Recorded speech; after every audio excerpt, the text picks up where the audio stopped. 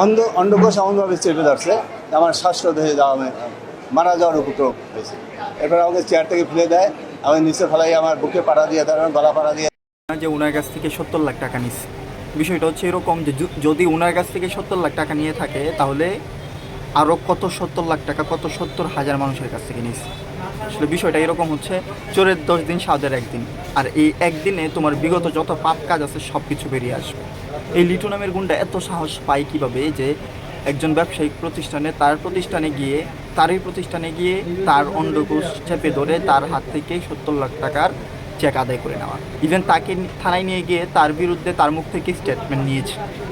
বা একবার চিন্তা করেন, আজকাল ব্যবসায়িকরা তার নিজের প্রতিষ্ঠানে সে নিরাপদ না। বিষয়টি আসলেই খুবই দুঃখজনক।